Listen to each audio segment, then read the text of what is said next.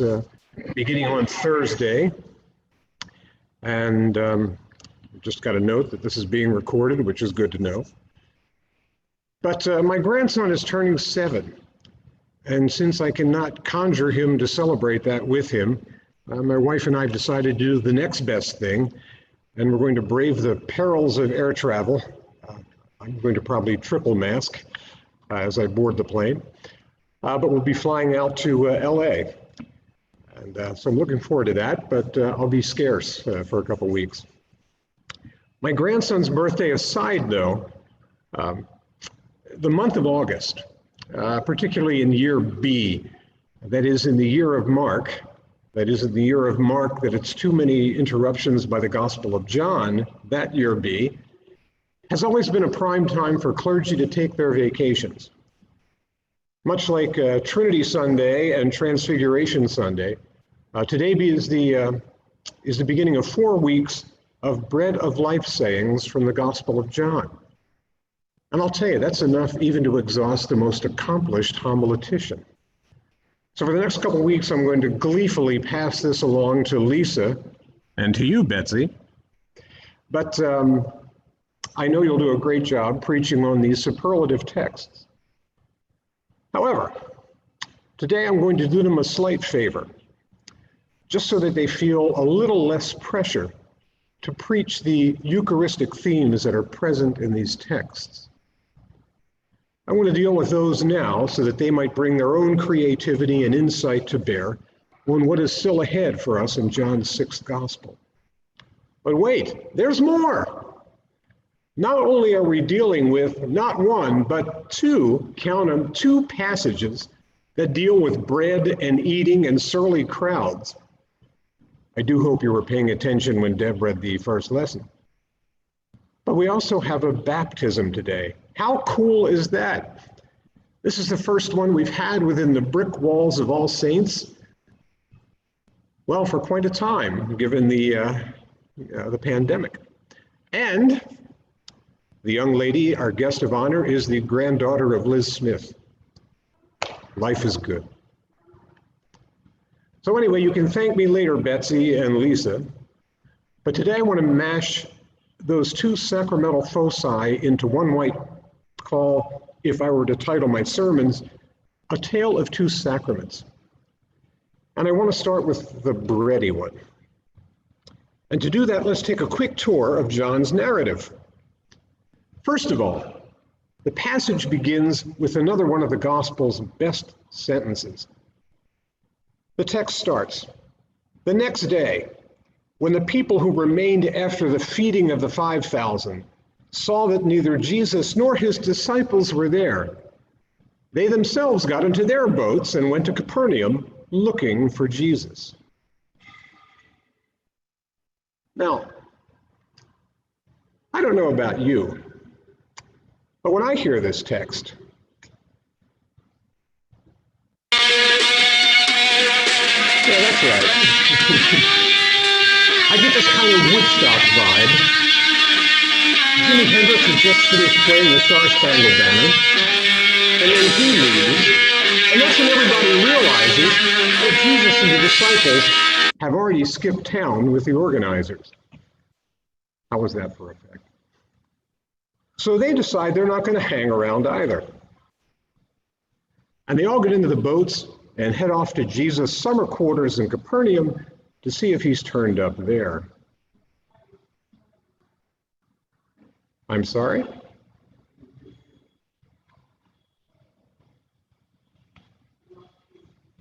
We seem to be having more technical difficulties.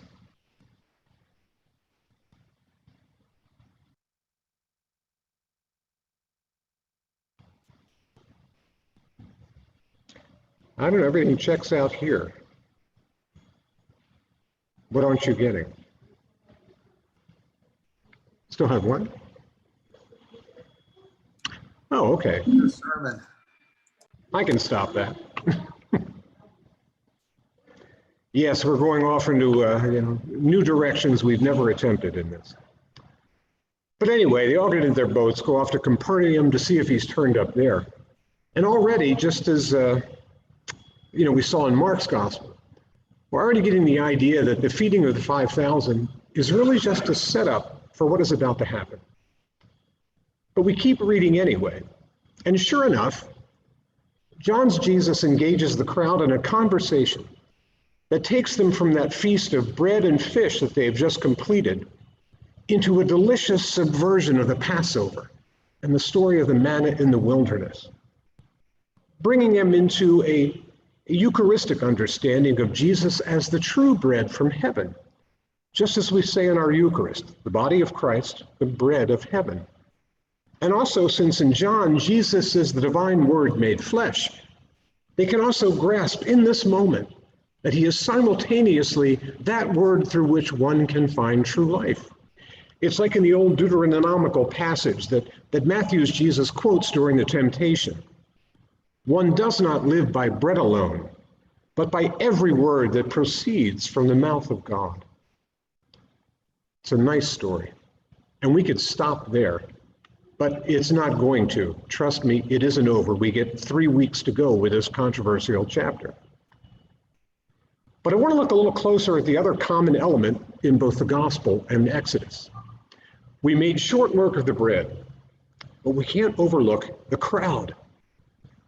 Because whether they are the crowd that Moses is leading or the one that's chasing after Jesus in the 6th chapter, they are cut from the same cloth. And I think John intended it that way by invoking the story of the manna in the wilderness.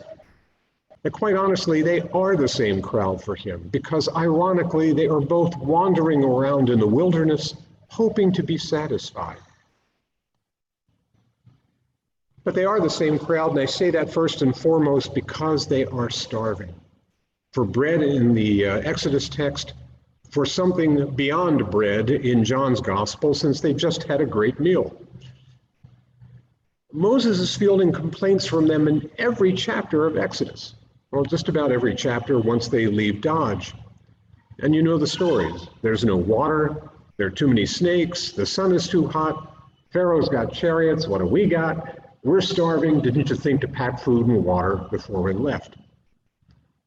And John's gospel, the same thing. Only here the frustration is that you just ate your fill of bread and fish with about 4,999 assorted friends. Wasn't that enough to satisfy you? You could have had more, there was plenty left over, and now you want a sign. But to their credit, at least in John's gospel, the crowd never loses their ability to be surprised and to understand, no matter how fleetingly, that God can come to them in rather surprising ways. In Exodus, the people are starving, literally, and they awake one morning to ask, what is this stuff? Surprise, says Moses. This is God coming to you in an unexpected way, as manna, whatever that is. But whatever it is, your lives are going to be saved because of it. And in fact, from this moment on, your lives will depend upon it. Again, thinking metaphorically, as in you will need to depend upon God for the rest of your lives. And the gospel, like the crowd in Exodus, they too fail to recognize that surprising presence of God, once again in the form of bread, that God was present and acting to feed them, and ultimately in ways other than through their physical needs, but instead through this Jesus fellow. Though unlike their counterparts in the wilderness with Moses, John's crowd does seem to catch on at the end, and understanding they have the presence of mind to ask Jesus to please give us this true bread. Again, it's a nice story, and it will not end here. John will not let it, because as you will see next week, even though the crowd has been satisfied, the religious authorities will come up also complaining, and Jesus will have to further explain why he is the bread of life.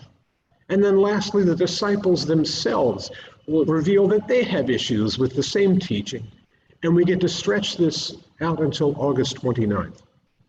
However, now, Betsy and Lisa, you don't have to go there. You are free to take other directions. But now I want to ask, what do we understand about our own miraculous feeding What do we understand about the mystery of the Word made flesh? And how we partake in the divine mystery every time that we eat of this bread and drink from this cup? What does it mean? If I asked each of you to share an answer to that particular question, I am sure that we would discover that there is a breadth and depth to our understandings, that there are many meanings that we could derive, that we could teach to each other. Some of them in that sense would be personal, I guess. I would actually hope so. Some would be rather orthodox, some not. Some would be wonderfully unique and inspired. Some, I hope, would be rather blasphemous. And I also hope some would be downright heretical, because heresy, as we know, is okay as long as no one gets hurt. Officially, the meaning for our church about this meal has undergone some change.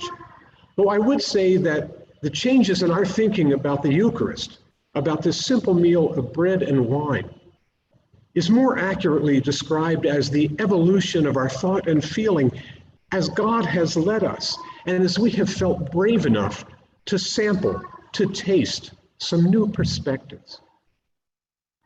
I mean, just the fact that in my lifetime, we have made peace with the idea that Christianity is not the only way that God has been revealed to creation. And if you wonder what that has to do with the Eucharist, then ask yourself, why is a meal so central to every religion? A modern prophet once said that some people are so hungry that God can only appear to them as bread. And while she was talking about that urgent need for us to literally feed the starving of the world, she also knew the sacramental power and the unmistakable presence of God in every act that feeds, even the symbolic ones. Even as you gather around your dinner table at home, God is present and feeding. I promised to tie this to the bit about the water. I have not forgotten about you, Tessa. After all, this was to be a tale of two sacraments, and the two are bound together. But as I've said before, and it's as I'm preparing to move on, I want to remind you that baptism and Eucharist are held together, but not in the way we were taught, whether that was in the Episcopal Church or the Lutheran or the Roman, which is where I want to go with this. You know, it was still within the last 10 years that I heard a priest stand behind the altar and invite all of the baptized and confirmed members to come and receive the bread and wine of communion. And that was the way we thought once. There was a proper order. You were baptized. And then if you were baptized as an infant or a child, you needed to be confirmed. That is to say, if you were not old enough to make some pretty serious promises to God about your future development as a disciple, that meant you would have to make those promises when you were older. And then, and only then, could you receive bread and wine, a de facto excommunication. As a church, we have rethought that to the point where parishes like All Saints have the bishop's permission to offer the Eucharist to anyone who seeks it, anyone who is hungry. As I said many times at the altar before we will begin our Eucharistic prayer, that of all the meanings we could derive from this sacrament, this tangible symbol of the heart and mind of God, perhaps the most important is that of simple hospitality, that everyone is invited, is welcomed to come and eat. If you're hungry, if you're starving for connection, there are no conditions. There is nothing that you must believe. There is nothing that you must have done. There is no litmus test. Love is the host at this table, and you are its special guest. And anything or anyone who would try to prevent you from approaching the table or from sharing in this meal is not of God. All are welcomed. There are no exceptions. But then what of baptism? What of the order that we have established? Well, in baptism, all are welcome there too. But unlike the meal, there are some conditions here. Oh, not to be baptized, like our simple meal. It's an easy thing to do, and it requires only one element. If you want to be baptized anywhere there's water, we're in business. That's the easy part. But there is a cost. Love brings you to this table. Love brings you to this fellowship. Love connects you. But the idea is that once you have tasted love at the table, you may want to follow that love deeper. In fact, to go literally underwater with it and immerse yourself in love and in love's accountability. So unlike the table where you taste love's promise, at the font you make your own, and you make it for love's sake, so that love is always served. And so when you are ready then for the frightening challenge of discipleship, you come to the water and promise to take seriously your own growth into an authentic human being, and to take seriously love's call to care for and feed those who hunger for bread and security and health, and to quote the promises we make in the Book of Common Prayer, dignity and justice. Our table is for everyone. Come and feast. The font is for everyone, but not for the squeamish. Okay, it's for the squeamish too. They better be ready to have their world rocked. So Tesserae, in just a moment, we're going to make our way to the back there for the font. I will join you shortly. And for the record, my dear, you're going to receive the sacrament of holy baptism. Oh, we got all the documents for you, for your godparents. You're going to get a little candle, a little baptismal candle. It's great. You're even going to get your own little towel with your initials on it. Thank you very much, Sue Pierce. It's going to be wonderful. We not only do the sacrament, there are also lovely parting gifts, right? But you are about to receive the sacrament of baptism. Someone is going to make promises for you. And I got to tell you, I trust the people who are going to make those promises on your behalf. Besides, I knew your grandmother, so you already had an in. And I promise you a couple things. I promise you that whenever you need the love and support and care of this community, it is there for you, because we will promise to be with you every step of the way. I also promise you that if you take these promises to heart, you're going to have the ride of your life. Trust me. And I also promise you, personally, that I and your church will never excommunicate you. You are always welcome at this table. Amen. And now, if we could all head to the font,